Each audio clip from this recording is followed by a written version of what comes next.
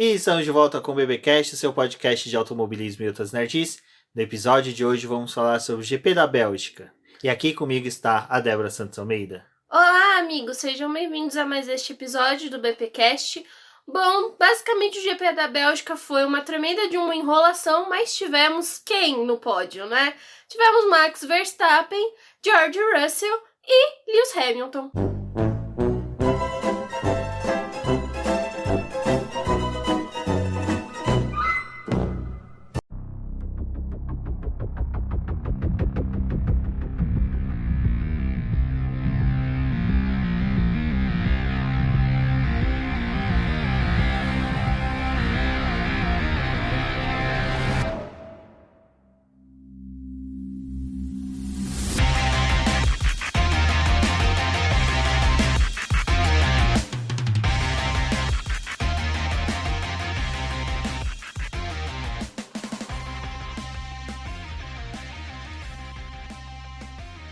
Bom, apesar de toda a pataquada aí do final de semana realizada pela organização da Fórmula 1, nós tivemos sim muita notícia, muito movimento no final de semana lá em Spa-Francorchamps e vamos falar disso hoje aqui no BBcast. Mas antes, aqueles recadinhos do paddock de sempre, que é não deixe de se inscrever no nosso canal do YouTube, né? Acompanhem por lá, nós realizamos lives às terças e quintas. Também temos publicações do The Talks, que é os vídeos da Débora aí contando sobre questões técnicas, notícias importantes da Fórmula 1. Bom, e você também pode apoiar o nosso trabalho por meio da plataforma do Apoia-se e também pelo membros lá no canal do YouTube, onde vocês ajudam a manter tanto o nosso podcast quanto o site e também o nosso canal. Então passe por lá, verifique para poder se tornar um apoiador e fazer parte do nosso grupo de WhatsApp. E a gente também liberou a oportunidade para você fazer parte do nosso grupo de WhatsApp lá pela conta da Amazon. Se você é Amazon Prime, você pode dar pra gente uma inscrição lá na Twitch e entrar em contato com a gente, que nenhum valor a mais vai ser debitado para você, mas a plataforma acaba repassando o valor pra gente. E aí você tem a oportunidade de apoiar o nosso trabalho e também fazer parte do nosso grupo.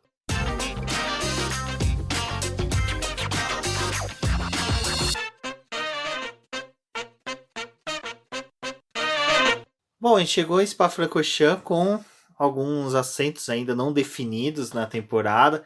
Entre eles, aquele mais esperado para saber que é o da Mercedes, saber se vai ser George Russell, se vai ser o Valtteri Bottas, né? A única coisa que nós tivemos foi o Toto Wolff confirmando que decisão já foi tomada, mas ainda não sabemos se vai ser o Russell ou Bottas.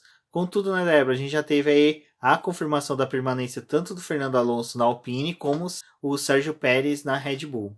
Eu acho que essas duas confirmações não eram só uma grande surpresa, né? Afinal, acho que era só uma questão de formalizar isso, tanto entre eles, mas também com o público. Mas o Fernando Alonso permanece por mais um ano na Fórmula 1, depois desse retorno que ele teve para a categoria, e correndo agora com a Alpine, né, nesse ano. A gente já sabe que o Fernando Alonso tá tão envolvido com a Alpine como ele teve lá com a Renault, onde ele ganhou os 2 títulos dele na Fórmula 1, né? Então ele ainda vai permanecer com o time, mas ele é uma peça-chave para o desenvolvimento do carro de 2022. É um piloto que tem bastante conhecimento. Esse ano ele teve a oportunidade de mostrar o conhecimento e por mais que a gente faça várias ressalvas quanto à permanência dele, eu acho que hoje em dia nem deveria ser pela questão da idade que ele tem, mas é principalmente pelos pilotos que a Alpine está formando na base e não vão ter oportunidade de ocupar um assento tão cedo, mas o Fernando Alonso ele acaba mostrando, né, como ele tem muita diversidade, como ele consegue se adaptar muito fácil. É um ano em que ele pediu um tempo de adaptação para esse carro, teve todas aquelas questões de problema que eu também já expliquei lá no canal e em outros podcasts aqui, né? Mas ele é um piloto que vai permanecer aí na categoria e tem tudo para poder ajudar a Alpine no próximo ano. Acho que alguns erros que a equipe acabou tendo esse ano não vão se repetir para a próxima temporada. E o mesmo acontece com o Sérgio Pérez, né? A permanência dele acho que também não é uma surpresa para ninguém. Era só uma questão de também formalizar ela. é um piloto que a gente tá vendo que também conseguiu se adaptar ao carro da Red Bull, de certa forma. Ele é muito rápido, ele é um piloto que tem velocidade, que ajuda o time nessa questão em que, quando ele não faz uma classificação tão boa, em estratégia de corrida, eles conseguem trazer ele um pouco mais para frente, um pouco mais próximo do Max Verstappen. Acho que também é um piloto que está sendo responsável pela aproximação entre a Red Bull e a Mercedes nessa temporada.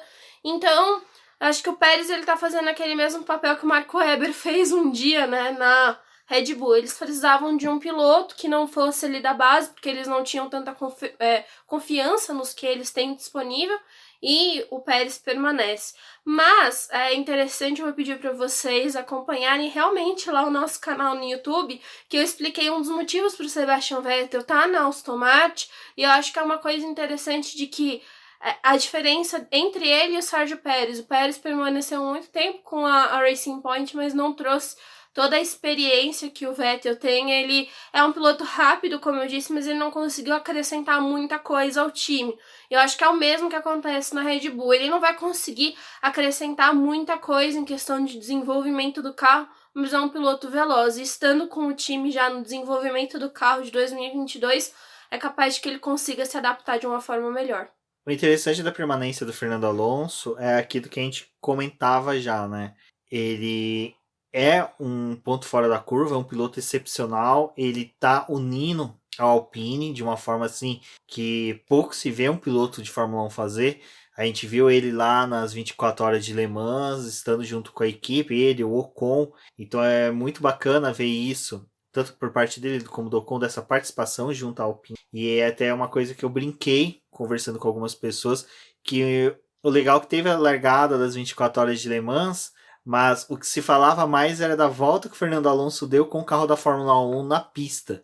Então, era como a gente vê o Fernando Alonso hoje realmente na Fórmula 1, é essa entidade que chama muita atenção. E a permanência dele por hora na Alpine, eu acho que se dá muito por isso, para ele querer firmar a marca na categoria. É uma pena, como a Débora falou, temos na categoria de base, lá na F2, temos pilotos excepcionais da Alpine. Na Fórmula 3, que a gente teve esse final de semana, a gente viu também pilotos da categoria, da academia de pilotos da Alpine também já disputando. Então já são pilotos que possivelmente ano que vem estarão na Fórmula 2. E isso começa a conturbar um pouquinho essas mudanças que a gente vai ter. Mas eu acho que por hora a Alpine realmente tem que se firmar como equipe. E o Fernando Alonso faz esse papel perfeitamente. Já o Sérgio Pérez, é aquilo que eu comentei e venho falando há tempos. O Sérgio Pérez, ele não tá, para mim, ele não tá deixando a desejar, como muitas pessoas estão apontando. O Sérgio Pérez é exatamente esse piloto que a gente vê. Faz corridas excepcionais, mas na maioria das vezes é um piloto comum, rápido, é inegável, mas é um piloto que não tira coisas da cartola a toda a corrida. Ele é um piloto pontual nas suas qualidades. Então eu acho que a renovação com o Pérez foi muito boa, acho que foi muito acertada da Red Bull. Não me surpreenderia se hipoteticamente ela viesse a renovar com ele até para 2023. Sabe, além de 2022. Eu acho que seria uma boa jogada da equipe, uma vez que é uma dupla forte, está entregando um resultado, e mais para 2023 vai ser uma resposta muito mais da Red Bull para a decisão que a Mercedes vai tomar. Se vai ser de manter o Bottas ou o Russell. Se o Russell vier a ser confirmado para 2022 na Mercedes, 2023 a Red Bull vai ter que ser ousada. Vai tentar talvez trazer o Gasly, ou tentar trazer um outro piloto muito forte de outra equipe, tentar namorar novamente, quem sabe o Ricciardo, tentar um Sainz, algum piloto assim que possa agregar bem para a equipe. Bom, esse retorno das férias a gente pensava, né, Débora, que a gente ia conseguir já nesse primeiro GP, principalmente pelas características da pista, saber como as equipes voltavam. A gente sabe que durante o período de férias as equipes possuem ali um acordo de não desenvolvimento, de férias coletivas mesmo. Até esse período de férias é uma exigência que os mecânicos, o pessoal de fábrica tem para justamente descansar, mas sabemos também que as equipes continuam a trabalhar, isso é inevitável. Mas a gente precisava pelo menos de sol durante todo o final de semana para poder saber aonde Mercedes e Red Bull estariam na disputa do campeonato, e até mesmo a gente pode falar um pouco de McLaren e de Ferrari pela disputa do terceiro lugar, que é ali onde também existe uma tensão dentro do campeonato. Mas Red Bull e Mercedes, a gente realmente precisava de um cenário um pouco mais com uma temperatura boa, né, para que os carros pudessem desempenhar o que há de melhor neles, principalmente que a Red Bull trouxe, né, novas atualizações para essa pista. Então, infelizmente, em decorrência da chuva, até isso segue como incógnita para a Holanda, e na Holanda já antecipe, corremos o risco, né, de não saber em decorrência de ser uma pista nova, características da pista, e já antecipo para vocês, vai ser uma corrida bem apática. Bom, é complicado, né? Porque a gente já sabe aonde a Bélgica está situada, né? Que tem a possibilidade dessa instabilidade climática, principalmente pela sua localização, né? Então, já tem aquela coisa de às vezes tá chovendo em um ponto da pista, no outro tá seco. Já acaba que essa dificuldade ela é introduzida durante todo o fim de semana, né? Então, você tem que contar com um tempo firme para poder conseguir ver alguma coisa. E não foi o que aconteceu durante esse fim de semana. Já tinha a previsão de chuva durante todo o fim de semana. E isso acabou atrapalhando um pouco do desenvolvimento de tudo, né? Já vai chegar na corrida, mas a gente já sabia que ia ser um fim de semana mais complicado para poder ter uma noção de onde esses carros estão. Então, em decorrência da chuva que a gente teve, ali nos treinos livres de sexta-feira, a gente teve o comecinho da sessão com pista molhada por conta da chuva que tinha acontecido antes. Eles ainda conseguiram dar algumas voltas, né, na pista e usar os pneus para pista seca, mas treino livre, né? E os 2 primeiros treinos livres, ainda mais de volta de férias, bem complicado, não tem muito o que dizer sobre esses carros, até porque o pessoal tá testando peça, tá fazendo algumas verificações. A Mercedes mesmo fez teste de asas diferentes ali nos carros, né? A Red Bull também fez algumas verificações no carro, também utilizaram um Flowvis, que eu acabei explicando no vídeo sobre o que é essa tinta, mas não tinha muito como ter certeza de como esses times estavam durante os treinos livres, até porque a tabela de tempos estava muito variada, tinha muita gente ali misturada.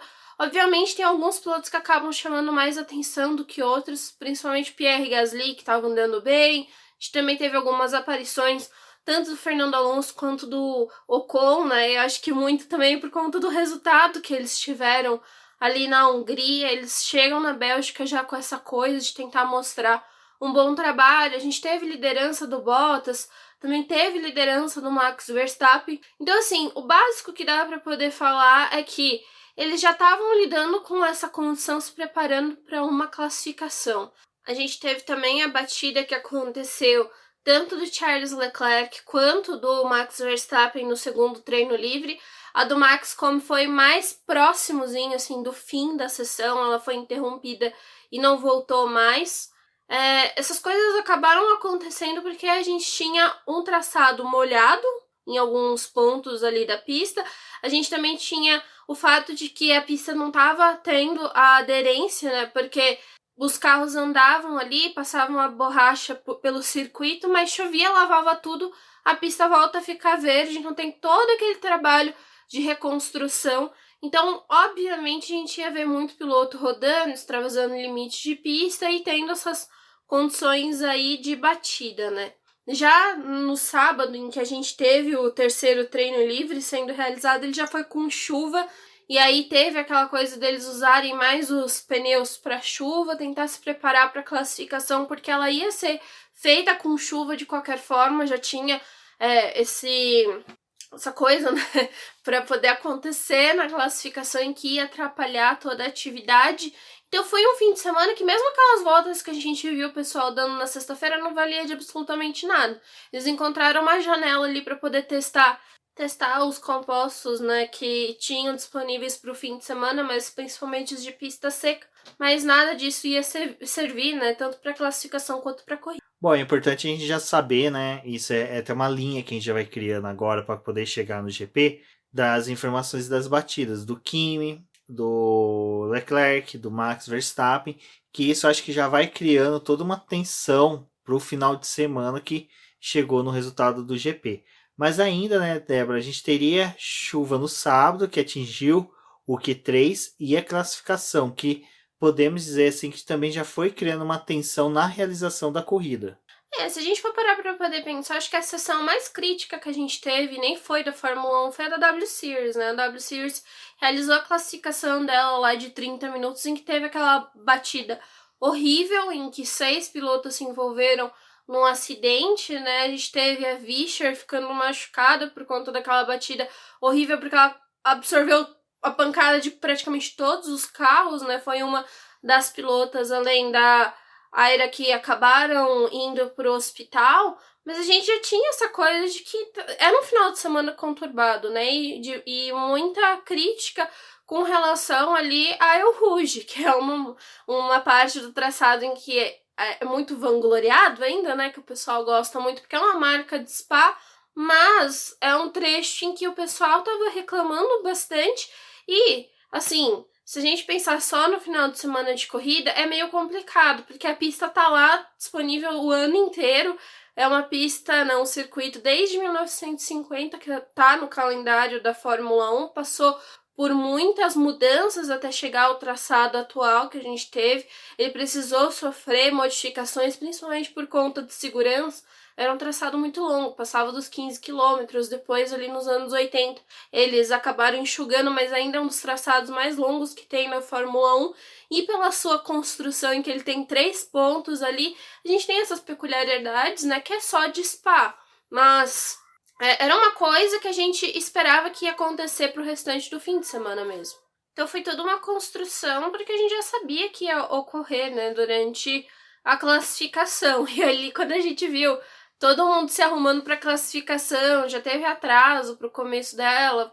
Eles estavam tentando encontrar brechas, né, durante todo o fim de semana para poder fazer a realização das sessões, né? A classificação não foi diferente. Mas como ela é uma parte oficial, né, do que a Fórmula 1 tem, obviamente é a sessão que eles mais se preocupam, que tem o fato de, se não dá para poder realizar hoje, realiza no próximo dia, porque ainda tem brecha, não brecha, né, mas tem no regulamento essa opção.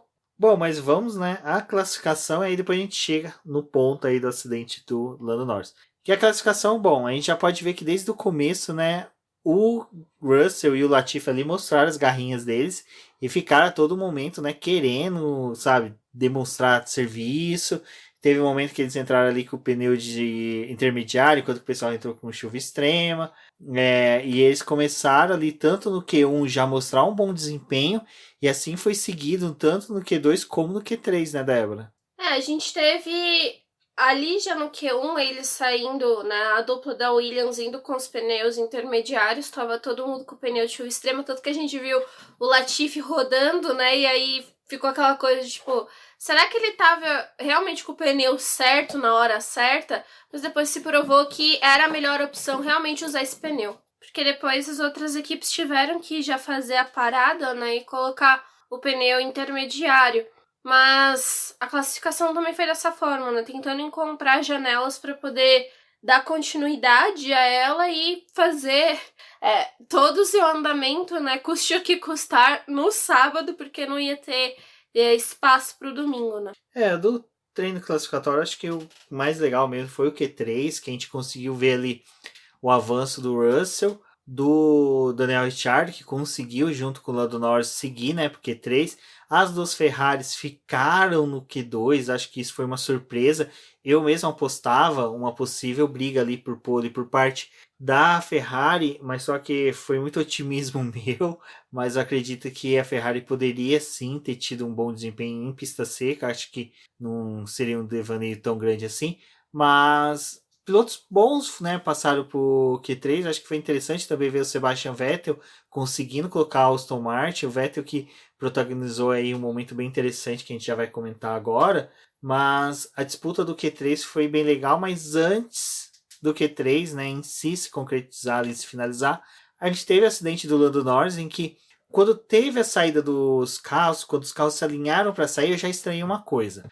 Antes do Q1, Q2 acontecer, a categoria estava mandando tanto safety car ou carro médico dar voltas na pista. E já pro Q3 eu não me recordo deles terem enviado. Pode ser que seja uma falha minha, mas eu não me recordo deles terem enviado o carro para fazer essa verificação. Na saída dos carros, né? Sempre alguns ali esperam um pouco mais, aguardam um pouquinho. O Lando Norris saiu à frente do Sebastian Vettel e o Sebastian Vettel vinha no rádio pedindo, né? Bandeira vermelha, não tem como ter visibilidade, não tem como ter como correr. E isso é uma coisa que eu já antecipei o pessoal. Eu não acho que piloto da geração atual é mimizento ou eles ficam, se eu não me engano, com medo de disputar. É que realmente os caras têm o tato da pista. Eles sabem quando não tem condições para eles. É pior não correr, pior não disputar um grande prêmio. Ficar adiando o treino classificatório também é ruim para o piloto. Você Sabe? perde toda a adrenalina, né? Perde time, perde inúmeras coisas. Então, para o piloto também é ruim. Não é uma coisa gratificante para eles. Então, se o Vettel, que é um piloto já mega experiente, estava falando isso, não somos nós no sofá que vamos ficar falando que tinha condições. Né? E veio acontecer o acidente, né, do Lando Norris, que depois até o Lando Norris falou que foi um pouco em decorrência de uma falha dele. Bom, mas se ele está colocando dessa forma, vamos aceitar. Mas assim, o que eu falo do acidente dele é a questão que a gente viu, como a Débora falou da W Series, vimos na Fórmula 3 também tendo um incidente assim. Semanas atrás a gente teve foi o Aitken, né, que bateu que bateu nas 12 horas, 6 horas de Spa. 12 horas de Spa. Teve uma batida também que destruiu a Lamborghini dele. Ele voltou, bateu no mesmo local. O carro rebateu, voltou para a pista. Outro carro bateu. O carro ficou em pedaços. Então, para quem acompanha Endurance e acompanha a Fórmula 1, já vinha com esse temor. Quando anunciaram chuva, eu vi que teve muita gente gerando meme. Uma das coisas que me lembrava era esse acidente do Aitken, eram os outros acidentes que a gente teve na pista. Todo o debate que está tendo sobre a mudança do traçado, que é necessário sim, isso não tem como se negar. Então, quando teve o acidente do Norris, que depois abriu o rádio do Sebastian Vettel, puto da vida, porque ele vinha falando, bandeira vermelha, não adianta. Sabe, você começa a se questionar realmente se vale a pena ou não, em prol do entretenimento, ficar mantendo esses pilotos nessas condições. Mas, só para finalizar a questão do acidente do Lando Norris, graças a Deus, o moleque saiu bem. Até depois ali a câmera da Band filmou a parte do hospital, ele com a bike da McLaren, já pronto para voltar, queria voltar de bike, mas o pessoal mandou ele voltar de ambulância, até por segurança. Então, que bom que o menino conseguiu aí voltar no domingo para correr, mas eu quero que o pessoal que reclamou do acidente dele, que falou que foi culpa da direção, culpa de todos, mandar o piloto naquelas condições, não sejam as mesmas pessoas que hoje, no domingo, né, que a gente está gravando, tenham sido as mesmas pessoas que ficou criticando a categoria por ter demorado tanto, né, por ter prolongado por mais de 4 horas aí o grande prêmio, né, então a gente tem essas duas situações. No sábado, todo mundo descendo a lenha na categoria que colocou o piloto em risco. Depois, no domingo, todo mundo batendo que a categoria não colocou os pilotos em risco e não teve corrida. Eu acho que tem duas coisas que é importante falar aqui, que é o que está sendo pautado, a mudança do traçado de Spa, e é uma das coisas em que, se a gente vê, né, se for olhar todas as histórias da maioria dos circuitos, e aí eu recomendo os textos lá que a Denise faz, né, pro BP, contando a história dos circuitos, muitos a gente vai ver que passaram por mudanças por conta de segurança. Então eles não deixaram de ser circuitos icônicos ou nem lugares icônicos. A gente tem pistas aí que acho que fazem parte do que é a Fórmula 1, Silverstone, Interlagos, Spa, tipo, são circuitos que a gente vê que tem história na categoria e que a gente gosta muito da presença deles, né? Suzuka também, Suzuka a gente já teve eventos sendo cancelados também por questões climáticas, mas a gente tem que pensar, acho que além de tudo, assim, é a questão da segurança. Então foi uma das coisas que eu e o Rumi a gente estava conversando a respeito disso, que muita gente fala, mas nos anos 60, 70, os pilotos corriam, acontecia acidentes, mas eles estavam na pista.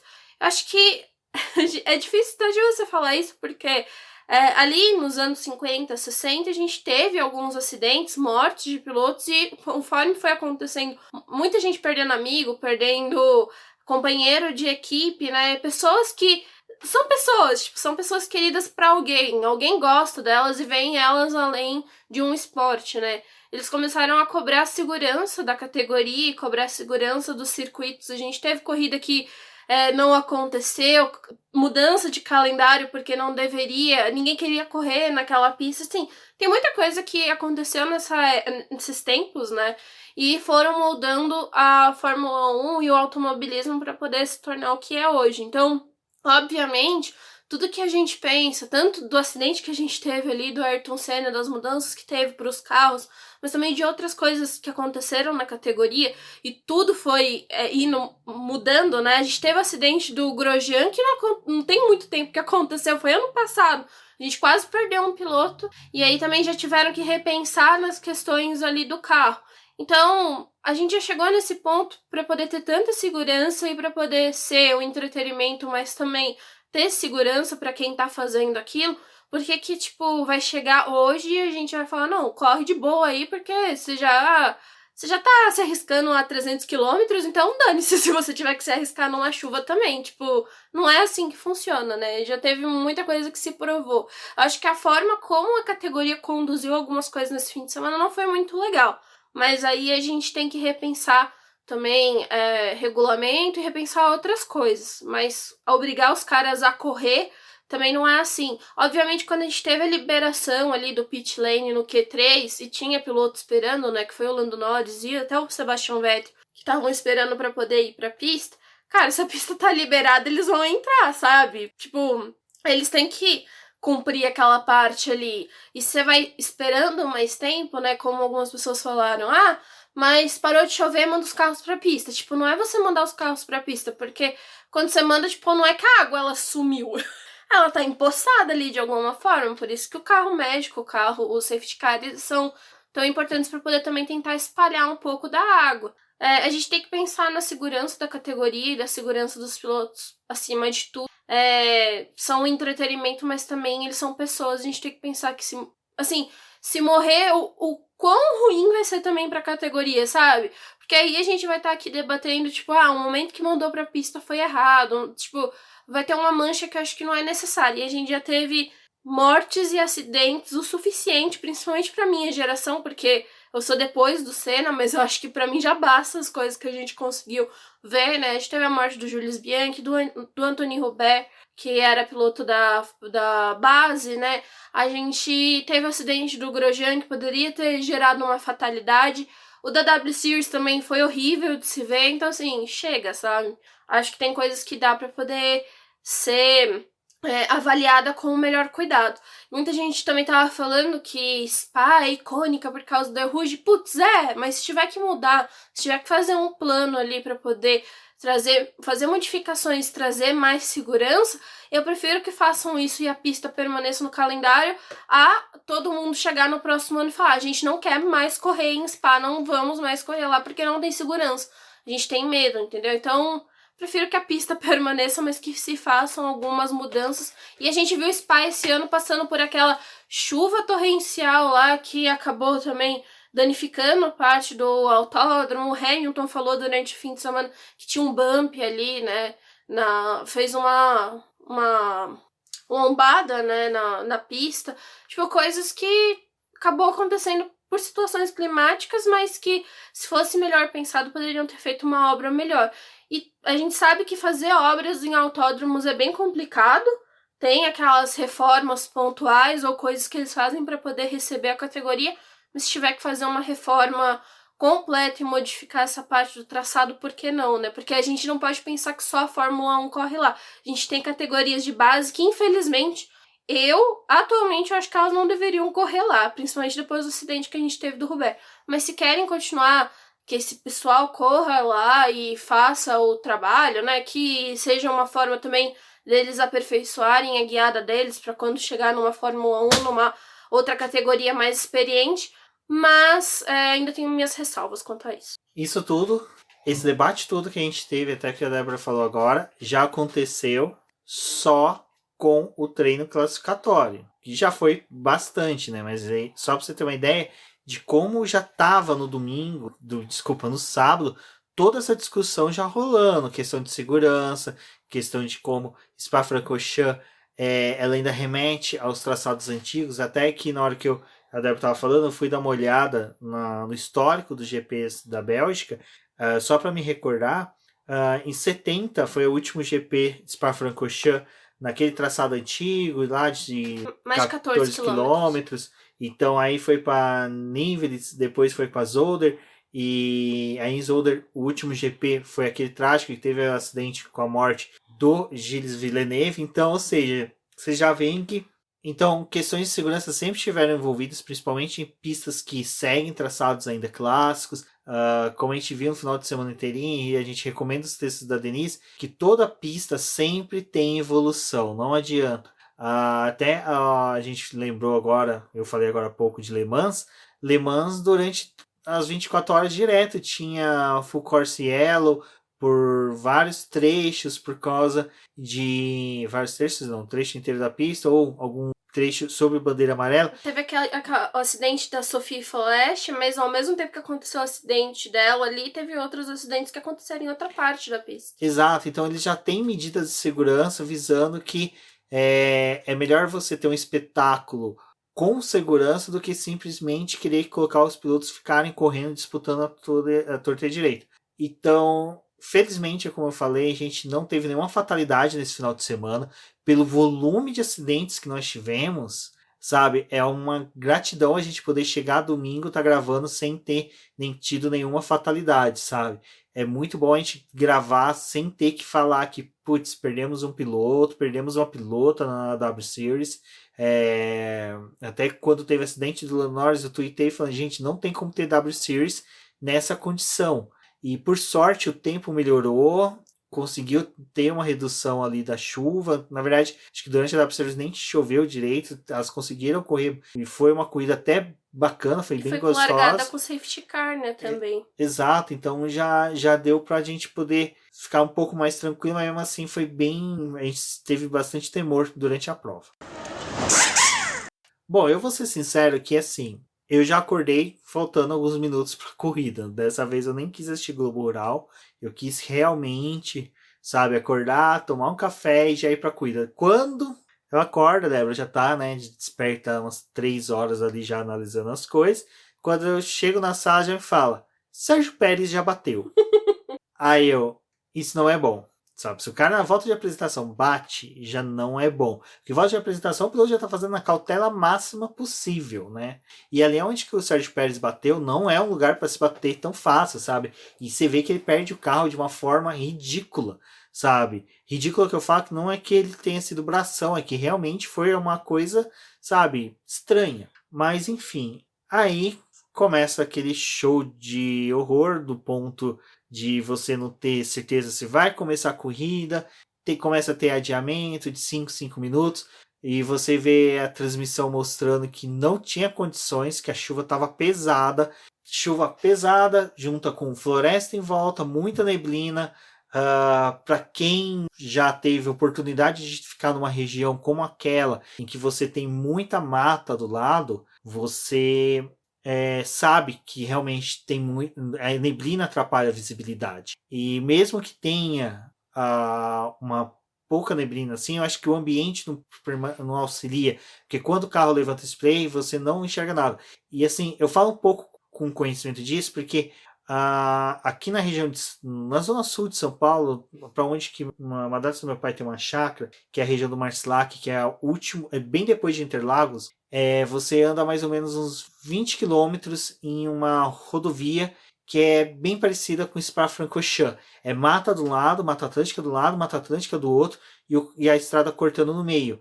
E eu lembro, cara, todas as vezes que a gente ia, às vezes domingo de manhã, que tava chovendo, não tinha visibilidade. Então eu mais ou menos tenho essa sensação de que eu tinha medo quando era criança, de meu pai pegando essa rodovia com o carro, chovendo, não tendo visibilidade, tendo spray do carro, a gente às vezes não via o carro da frente, só via a luzinha piscando. Então eu entendo esse medo e esse receio do pessoal de realizar a prova. Mas eu vou pedir para a Débora falar um pouquinho sobre o que ela viu antes de ser dada a primeira largada, para a gente poder ir conversando aos poucos e pontuando tudo que aconteceu nas 3 horas, que ao nosso ver vai dar 2 tons na conversa.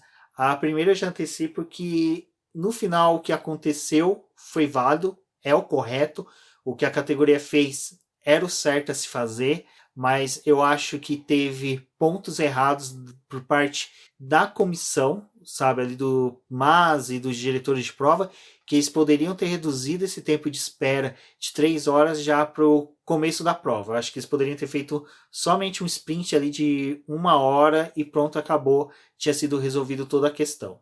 Então, a gente tem que levar em consideração que a volta ali, que eles deixam os boxes e vão para poder alinhar no pit lane, acontece meia hora antes da corrida em si começar, né? Então ali é o momento em que vai todo mundo deixar e já ir. Teve a batida do Pérez, como o Rubens falou. Mas tem um ponto, acho que é muito importante do que a gente vai discutir pro restante do episódio, é que já tinham certeza de que o domingo ia chover sempre, né? Tipo, eles não iam conseguir uma janela apta para poder realizar uma prova em que na Bélgica tem praticamente a duração de 2 horas, porque a volta lá já é muito grande, e aí se tem uma condição climática como essa, se tem chuva, a volta acaba ficando muito maior, né, do que é normal. Hoje eles fazem em 1,50 e poucos, mas com chuva ela passa dos 2 minutos, com safety car ela vai além dos 3 minutos. Então a gente já tinha ideia de que o domingo ia chover, e isso pontuado pela própria categoria, e eles também, acho que tem esse sistema para poder fazer a verificação climática muito mais efetivo do que até mesmo a gente na internet digitar, tipo, como é que vai estar o clima lá no lugar, né? Eles conseguem monitorar, eles têm radar muito bem, que traz muita informação, né? Então era um dos pontos em que a corrida não poderia ser realizada. Eles não iam encontrar essa brecha para poder fazer.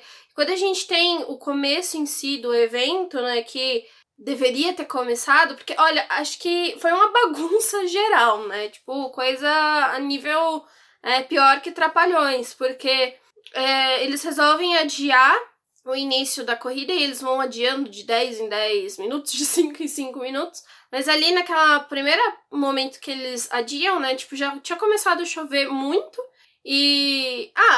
vamos voltar aí e ficar parado aqui enquanto todo mundo já tinha saído da pista, né, porque tem que cumprir aquela regra que você não pode estar perto do carro para poder liberar a passagem, né, aquela zona de todo mundo voltar para os boxes, volta todo mundo para a pista. Então acho que ali direção de prova já não teve muito cuidado. Tipo, já que você vai, tá vendo que tá chovendo, e vai adiar o evento, tipo, cacete, mano, deixa pelo menos o pessoal que já tá na pista já ficar, né? Tipo, não precisa dessa zona de todo mundo sai e todo mundo volta. Mas acho que o show de horrores poderia ter acabado naquele começo mesmo, sabe? Tipo, dar as 3, 4 voltas com o safety car, ao invés de dar aquela bandeira vermelha depois de 2 voltas, depois das voltas de formação que eles fizeram. Ainda teve o débito, né, por conta dessas 2 voltas. Você tem que fazer um débito de 1 volta da corrida por conta do combustível. E ali, tipo, já poderiam ter acabado o evento, sabe? Olha, a gente tá assumindo que a gente não tem condição de fazer, a gente não vai encontrar uma janela daqui até o final do dia. O sol ia se pôr, né, às 8 horas da noite, porque agora eles estão no verão europeu, né, então o tempo de luminosidade deles é maior. Mas assim, tipo, já tivesse admitido ali no começo, não fazia todo mundo esperar mais de 3 horas pra poder ver a pataquada que foi o final, assim, não tinha necessidade, sabe? Tipo, assumo que não tem o que fazer. Eu acho que essa é a parte mais revoltante, ficar tentando insistir numa coisa que não ia dar certo. E foi uma das coisas que eu vi a Rafaela do Garota da F1 falando, né? Ela acaba ajudando bastante gente aqui no BP, mas só aí uma das coisas que ela falou, tudo isso pra, de certa forma, não devolver o dinheiro do ingresso e dar como concluído o evento, sabe? Tipo, ninguém teve preocupação também com o pessoal que tava na arquibancada, porque quem já passou por isso de ficar naquela tensão de se vai ter a corrida ou não, é um saco, sabe? Tipo, tudo bem, você tá com seus amigos, mas olha a situação que o mundo tá vivendo. Tipo, pra quê, né, arriscar mais? A gente já teve numa situação dessa parecida em 2016, em Interlagos, que choveu, eles conseguiram dar continuidade à corrida, mas a gente teve vários amigos indo embora antes, porque tinham que pegar avião pra poder ir embora. Então, tipo, ninguém sabia se ia ter a corrida ou não. Muita gente foi embora e acabou tendo a continuidade da corrida porque eles queriam terminar o evento. Só pra poder finalizar a minha fala, né, em si, a parte ruim é que hoje a gente tem um calendário extremamente grande na Fórmula 1, são 23 eventos, o mínimo que eles têm que cumprir para poder ser válido como uma temporada são 8 corridas. A gente tem aquela coisa da categoria tentar ficar socando corrida de todas as formas. Então não tinha possibilidade real de fazer uma corrida no domingo. E no regulamento a gente tem a previsão da questão da classificação. A classificação, se ela não puder ser realizada no sábado por uma condição dessa, ela é transferida para o domingo, se realiza um pouco antes da corrida. A corrida não, tipo, a corrida não tem essa previsão para poder realizar numa segunda-feira ou ter uma adição de um segundo evento. Tem que fazer e ponto. Se não tiver, não fez. E eu acho que esse GP, a pior coisa que tinha a gente tinha muita punição, que tinha acontecido já do Bottas e do Lance Stroll do outro GP. Teve as punições por batida e também de troca, né, de equipamento. Então era uma coisa que acho que parecia que, tipo assim, eles estavam realmente perdidos, sabe? O que a gente faz com todas essas informações que a gente tem? Não faz, né? Até a Débora comentou que a gente passou por isso no GP do Brasil de 2016. Eu me recordo também, se eu não me engano, foi do Fórmula Indy em São Paulo 2011, em que eu passei por isso, em que a gente foi pro Sambódromo no domingo, chovia horrores, não tinha a menor possibilidade de realizar o evento. O evento foi adiado para segunda-feira. Segunda-feira eu nem lembro o que aconteceu da corrida, porque eu não podia ir, porque eu tinha que ir pro escritório. Ninguém que eu conhecia compareceu, não teve transmissão, que eu acho que era a Band que fazia na época, e isso a Band não mostrou na época. Então foi bem frustrante a gente ter tido esse adiamento. E agora, voltando para a questão que aconteceu esse final de semana, eu vou meio que fazer o advogado do diabo por parte da FIA, Liberty e organizadores. Qual que é o problema que a gente teve ali nessa questão? Sabe quando você tem que tomar uma decisão de família, tipo partilha de bens, vamos pôr dessa forma, ou pintar a cor da casa em que cada um começa a meter o bedelho e cada um quer falar de que quer uma cor. E você que vai pagar, você não tem como optar, ou se você optar por uma cor, vai passar o resto da vida, ou os restos dos dias do ano até você pintar novamente, com a família falando que não gostou da cor, porque aquela cor não favorece os olhos da pessoa, não favorece o cabelo, o gato não gosta, o cachorro não gosta, sabe? Os vizinhos vão comparar a casa com uma casa de pessoas não muito bem relacionadas no bairro, entre vários motivos. É mais ou menos o que acontece com uma coisa dessa.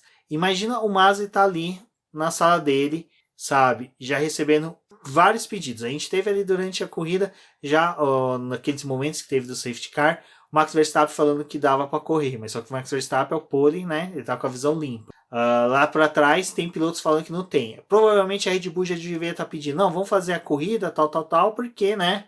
O Max Verstappen tá na ponta. Em comparação, as outras equipes estão reclamando que não. Você fala que vai adiar, chega o patrocinador principal que colocou lá milhões de dólares no patrocínio e fala, olha, se você não cumprir o contrato, tem essa cláusula tal, que você vai ter que me devolver o dinheiro. Aí você pensa, o dinheiro é o que mantém praticamente o GP da Bélgica. O GP da Bélgica, que a gente lembra, todo ano fica naquela coisa, vai realizar ou não, porque é uma pista que depende muito até mesmo dos ingressos. Ressarcir o público também seria um golpe muito duro para o autódromo, para o GP. Então você começa a ter isso, muita discussão de cada um puxando para o lado. Um falando, não tem que ter corrida para segurança dos pilotos. Outros, não, vamos aguardar, porque se a gente cancelar agora, 2 da tarde, e me dá 4 da tarde e me abre o sol, o mundo vai cair de pau em cima da gente. Que a gente não esperou até agora, né? Exato, a gente não esperou até agora. E isso, gente... Posso falar só uma coisa? Só pra poder... No final do dia, né, que já tinha acabado o AOE todo, e aí eu não sei quem é que foi que publicou e falou, não, agora a chuva parou. E tipo, tinha gente, por que não esperou até essa hora? Não, acho que foi a Juliana Serrazoli que falou, gente, acabou a chuva agora 9 da noite. Aí o pessoal brincando, fazer a corrida agora. Muito bem, 9 da noite já estaria à noite. Não teria como ser realizado. Mas... todo mundo ia botar a lanterna do celular. Exatamente. Mas só que é aquela coisa, a gente não tem muita dimensão do que tá rolando lá de discussão dos bastidores, sabe? Emissoras pedindo, mantém, faz a corrida aí, dá um jeito, patrocinadores batendo em cima, chefe de equipe, sabe, recebendo telefonema da fábrica, falando, olha, realiza a prova, não realiza a prova, tem resguardo dos pilotos, não tem resguardo dos pilotos, eles recebem salário para isso. Então, vira um tumulto, sabe, parece aquele, até eu brinco, parece a salada de a maionese do final de ano. Põe uva passa, não põe uva passa. Todo mundo gosta de uva passa, ninguém gosta de uva passa. Quem não gosta, separa uva passa, mas eu tenho que ficar separando. Então, essas situações que a gente tem no dia a dia, extrapola isso com milhares de dólares sendo discutido, é o que acontece no final de semana de GP. Então, eu entendo o que aconteceu por parte dos chefes de equipe não, do Masi e do pessoal da organização, mas eu não concordo com a questão de ficar adiando, sendo que sabia que não teria como. E aí a gente pergunta, pô, mas como é que sabia? Cara, sistema de meteorologia da Fórmula 1, por mais que a gente tenha tido aquelas dores de cabeça de vai ter chuva a cada 10 minutos, na maioria das vezes, quando tá chovendo do jeito que tava na Bélgica, você tem a meteorologia apontando que vai chover o dia inteiro, pega ela, fecha ela e fala, gente, vai chover o dia inteiro, não tem como realizar a corrida. Bom, Suzuka já teve 2 provas canceladas por conta de tufão. Tipo, eles sabiam que ia ter o tufão e não ia ter como realizar a corrida. Tipo, esse GP da Bélgica era isso. Todo mundo sabia que esse fim de semana e o restante da semana ia passar chovendo. Não tinha como realizar. Tipo, não era nem pra poder ter perdido tempo com treino livre e classificação. Não, até que eu acho assim, treino livre classificação, até você chegar no que chegou no domingo, dava pra você ter mantido o calendário. Eu acho que não precisava ter cancelado. O problema é você chega às 2 da tarde e você tem uma situação horrível. De manhã teve corrida da Fórmula 3 em que o tempo estava bom. Então eu entendo o que eles estavam passando ali. Estava assim, putz, e se o tempo ficar igual da Fórmula 3 a gente cancela, o pessoal vai embora para casa, jornalistas, quem tá aqui na pista, começam, acabou a chuva. Como a gente já teve várias vezes em eventos que teve chuva, o pessoal postando depois. Acabou a chuva, dava para correr agora. Você imagina a dor de cabeça que ia ser esse inferno de vida do pessoal perturbando a organização, falando, olha, acabou a chuva 2 horas depois, dava para ter esperado, sabe? Então é muito fácil a gente do nosso sofá mensurar isso. Então eu acho que dito isso, acho que dá para entender mais ou menos o que aconteceu ali por essa questão do adiamento. O que eu acho que deveria ter sido feito e era o correto, era, pega o regulamento, o que diz o regulamento? Para a prova ser válida tem que ter 2 voltas. Chegar para todo mundo e falar assim, olha, vai ser o seguinte, a gente não tem previsão de melhora, o tempo tem perspectiva de que vai ficar assim até o final do dia, para a gente não manter o público aqui nessa chuva, vamos dar o máximo de volta possível atrás do safety car, e na hora que a gente vê que não dá mais, tipo, não vai ter mais como, bandeira vermelha, cancela a prova, acabou, é isso que teve. Eu acho que teria sido o melhor se fazer, ali já nas 2 horas da tarde, ter feito isso, já resolvia, já matava. Mas entra na discussão que eu apontei agora há pouco. O e se melhora o tempo predominou. Então a gente não teve culhões do Masi para bater, sabe? Falar assim, olha, não vai ter prova. E teve também o posicionamento das equipes e pilotos, que aposto que muitos ali ficaram falando, não, pode ter prova, tranquilo, vamos aguardar, porque, né, a gente sabe, piloto atrás das câmeras, sabe, é tudo nessa naipe de falar, não, dá para fazer sim, vamos aguardar, não custa nada. Que para eles estão ali já, eles só vão sair mesmo no horário que estava previsto o término de tudo. Então, a minha visão é essa, de que faltou o time para eles resolver rápido a questão de uma coisa que era previsível, mas não resolveram por questões comerciais e de contratos, que provavelmente, a partir do momento que teve o primeiro adiamento não, primeira atraso, né, da largada em 5 minutos, já começou a se discutir, olha, temos contratos. Aí só para finalizar essa questão do GP que não teve, né, até nas redes sociais eu falei, gente, vamos ter calma aí, que eu já vi muita gente xingando a Fórmula 1, xingando a FIA, xingando os pilotos que comemoraram o pódio, do Russell ficando feliz em ter o pódio da Williams. Cara, é aquela coisa, é todo um mercado. O próprio Frank Williams tem uma frase dele que eu já publiquei aqui no Boletim do Paddock, que é: Fórmula 1 ela é um esporte somente sexta, sábado, domingo. Os demais dias é um negócio. Então, a partir do momento que a Fórmula 1 é um negócio, tudo aquilo ali foi pensado, cara, daqui 10 anos a gente vai estar discutindo esse GP, tudo que aconteceu, da mesma forma que foi o último GP lá em, salvo engano, foi Adelaide, GP da Austrália, que foi o último GP do Nelson Piquet em 93, que teve um cancelamento, que foi só 14 voltas. Aquela situação vergonhosa dos pneus lá em 2005. Não, eu quero fechar no GP de Adelaide lá de 93, da Austrália de 90, não, foi 93 mesmo, que foi o último GP que teve.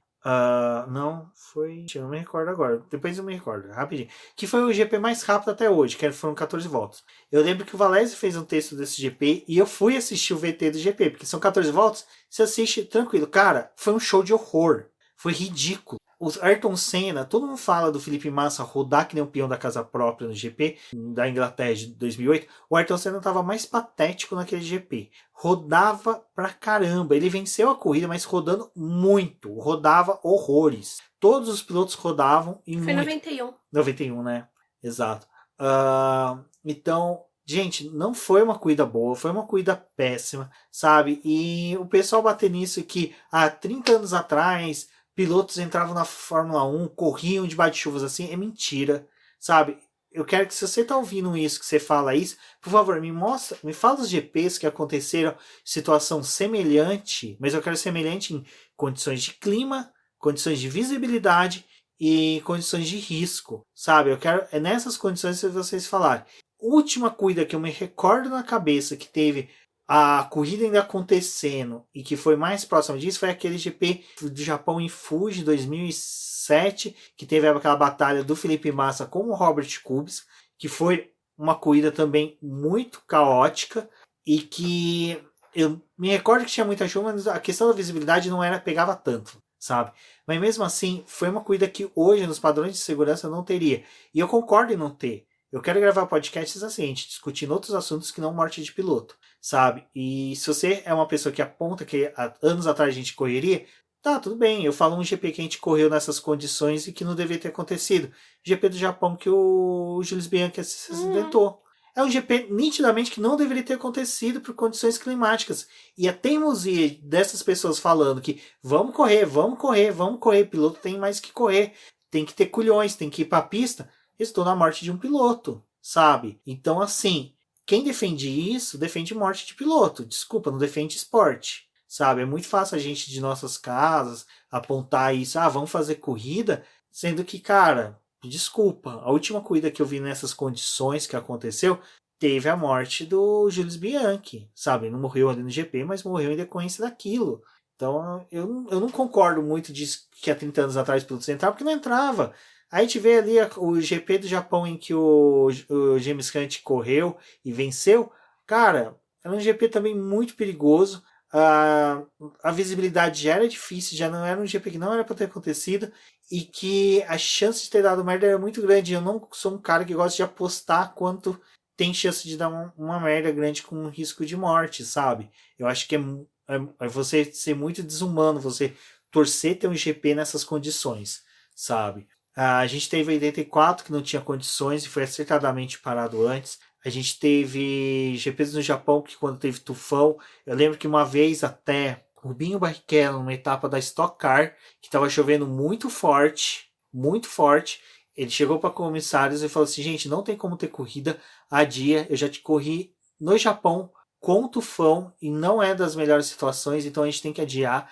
E permaneceram a etapa da Stock Car, foi ridículo, teve acidente, teve, sabe, coisas horríveis acontecendo, então não tem que ter, sabe, primordial é segurança. Eu prefiro muito mais não ter uma corrida do que ter uma corrida, ter uma fatalidade e 2 dias depois eu ter que fazer uma live falando, pô, que pena, esse piloto morreu, esse piloto faleceu. Eu acho que não é assim que a gente tem que... A coisa mais desagradável é fazer texto de morte, né, de piloto em questão de acidente. Exatamente, então eu acho que, sabe, eu acho que a gente tem que discutir mais agora, a partir de terça-feira agora na live, é discutir questões de segurança, é discutir questões de falar sobre... mudança do regulamento, porque eu acho que, assim, o regulamento tem que ter algumas brechas para que possibilite análises em decorrência do que está acontecendo naquele momento, mas tem algumas coisas que tem que ser mais, é isso, pronto, e acabou, sabe? Tipo, tá numa situação dessa, a gente não vai correr.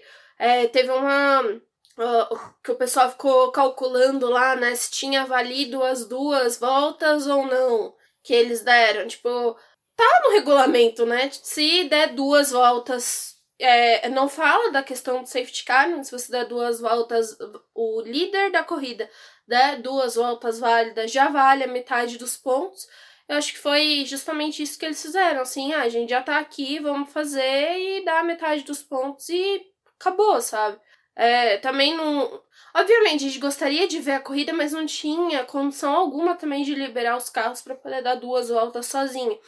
Uma das coisas que eu tava até discutindo com o Rubens é que quando a gente olha o safety car andando sozinho, né, o medical car andando sozinho na pista e dando as voltas dele lá, a gente tem que levar em consideração que é um carro maior, o pneu dele é completamente diferente de um pneu que a Fórmula 1 utiliza, então um carro só andando ali, dando volta de verificação, eles conseguem ter uma noção, mas o que um carro daquele vai fazer é completamente diferente do que vai ser feito num carro de Fórmula 1 e como vai ser sentido, né? Então, até eu tava falando com ele, se fosse para poder dar alguma questão, assim, de falar, ser mais justo, um carro que fosse de Fórmula dando volta num circuito quando tá molhado, assim, talvez conseguissem mostrar ainda mais para essas pessoas que falam, não, tem que correr de qualquer jeito, tem que fazer, e mostrar, olha, não tem condição alguma de andar com um carro desse.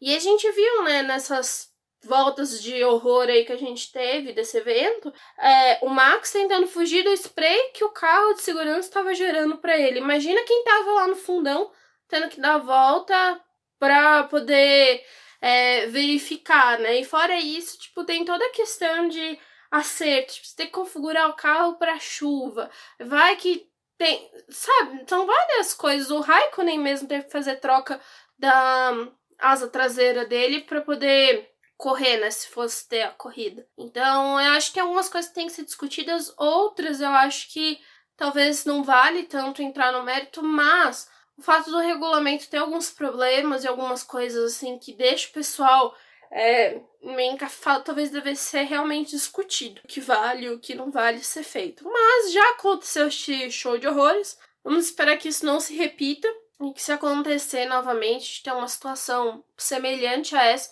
que algumas decisões sejam melhor tomadas. É que é complicado, porque assim, eu acho que não teve nenhuma situação tão extrema como essa. A gente teve em Nürburgring, que também teve a dificuldade para poder realizar a classificação, porque não tinha como o helicóptero decolar e, tipo, foi uma coisa também que já tinha gerado um debate, mas com o GP, geralmente a gente tem a chuva, tem as coisas acontecendo no sábado, né? No domingo que a gente quer para poder ver na corrida não acontece. E eu acho que outro ponto que também talvez valha a discussão é realmente os pneus da Pirelli. Eles não são adequados para chuva, por mais que eles tenham aquela coisa de dispersar a água, né, e tentar fornecer uma aderência melhor. A situação que tava na pista, tipo, os carros estavam aquaplanando por conta do pneu, nem é aquela questão do assoalho do carro. Então talvez tenha uma discussão com relação ao pneu, de se é possível fazer algo pra, tipo, esse pneu de chuva extrema, ele realmente ser para chuva extrema, porque quase, quando você olha ali, parece que eles não tem muita diferença entre si. Obviamente tem as ranhuras, tem um desenho diferente, mas numa situação dessa também eles não iam fornecer nenhuma aderência, não iam ajudar ninguém. Bom, pessoal, esse foi o nosso BBcast aí sobre o GP da Bélgica.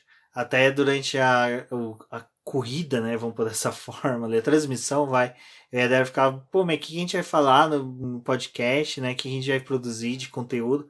Vimos que deu para produzir bastante coisa, a gente viu muita gente falando aí sobre o que aconteceu. Eu acho que fica legal a gente poder ter esse bate-papo com vocês, mas vale ressaltar que, no final das contas, tivemos ali 3 voltas que foram validadas e no resultado sempre se pontua que tem que ser o resultado da corrida, né, o que estava acontecendo na pista nas 2 últimas voltas. Então, como não teve mudança de posicionamento, Max Verstappen venceu a etapa, seguida de George Russell da Williams e Lewis Hamilton da Mercedes, né? Bacana que a gente viu o Russell indo para o pódio, a Williams contente com o resultado. É aquele resultado que eu vi muita gente falando, pô, mas primeiro pódio do cara não foi uma corrida, não teve uma disputa, mas eu acho que uma coisa que a gente sempre falou bem do Russell foi de como ele conseguia ir bem no treino classificatório, né? E depois na corrida não conseguia refletir isso. Então o legal do Sport que foi uma premiação, vamos pôr assim, pelo que ele vinha fazendo nos treinos classificatórios, sabe? Tudo que ele fez, tudo que ele vinha buscando, sempre colocando o carro ali no Q2, às vezes no Q3. Então eu acho que foi bacana por este ponto. A gente teve um acalento aí para tudo que esse menino passou na equipe. Sobre os demais pilotos, vale a gente pontuar aí, né, que Bottas, sabe, salvo engano, acho que nem chegou a pontuar, né, Débora? A gente teve a pontuação do Latifi, conseguiu pontuar bem. Nono lugar. Nono lugar, então, acho que assim, é aquela coisa, né, no meio do pântano dá para ver algumas flores, e nesse caso, dá para ver algumas coisas positivas que tivemos aí desse final de etapa. A raiva só é o meio ponto. Exato. Ponto quebrado. Que deixa bem feias as tabelas. Mas é isso, pessoal. Agradeço a todos que ouviram o BBcast até aqui. Muito obrigado. Não se esqueçam de se inscrever no nosso canal do YouTube, de dar um like lá toda vez que você ver um vídeo. Comente, fala o que vocês acharam aqui do podcast. Compartilhe nas suas redes sociais. Compartilhe também conosco as suas opiniões sobre esse GP. E vamos conversar aí na terça-feira e na quinta-feira, pois teremos lives para discutir o GP da Bélgica e todo o seu desdobramento e também já nos preparar para o GP da Holanda, que retorna nos calendários aí depois de muito tempo fora e que promete muita coisa a acontecer. Bom, eu sou o BGP Neto, um forte abraço a todos e até a próxima. Eu sou a Débora Almeida, obrigada por escutar o podcast até aqui. Confira as nossas postagens também lá no site para poder verificar mais sobre a história da pista, sobre outras coisas que vão acontecer durante essa semana até a chegada do GP da Holanda. E me siga lá no Twitter, converse comigo. Eu sou a Débora Almeida, né, no Twitter como The Flowers. E até uma próxima.